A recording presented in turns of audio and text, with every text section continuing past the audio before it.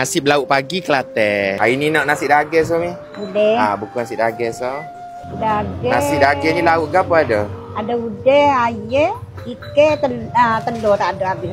Nak lauk ayam campur dengan udang lah. Udang deh. Ayam bahagian mana? Ayam bagi mongging tak apa, mongging kopeh sikit lah. Makan tak kopeh deh? Makan. Kuah lebih sikit, lepas tu nak udang. Udang deh. Kuah lebih. Kita makan dah tu sedap molek nasi daging sini.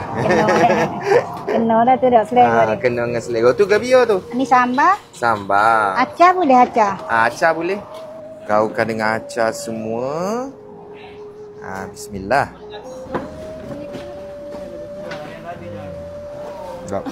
Nasi kerabu ni nasi kerabu putih Kuning.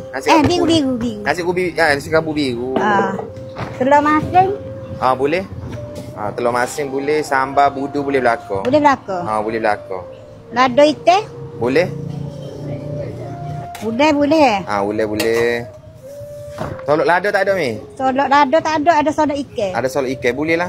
Ni solok ikan. Nak habis dah ni. Nak habis dah. Okey, boleh lah main solok ikan. Gini dah? Boleh ayah. Okey. Ni nasi kerabu, ayah bakar dengan solok ikan sekali.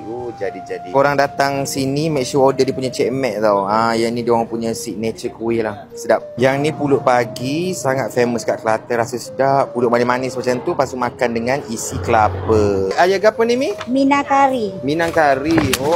Minang kari. Dia makan apa? Nasi putih? Nasi putih, Saya suka minang kari ni. Ni macam nasi kandar kan kalau tengok dekat KL. Mostly nasi kandar kan ada jual ni. Nasi kerabu, I think tak pernah saya tengok menu yang ni. Unik, and then dia punya pun sedap. Recommended. Ni nego apa tahun dah? Dari tahun 2000. Mudah ni dari 30 tahun lebih dah lah. 30 tahun lebih dah lah. Anak-anak belajar kau buat nasi daging? Belajar dah setengah-setengah tu. Setengah-setengah lah. Jadi kalau orang mari sini hari kapan nego? Hari setiap hari. Setiap hari. Daripada pukul? Pukul 7.30. Siapa? Pukul 12.30. Siapa lauk habis lah? Habis lah.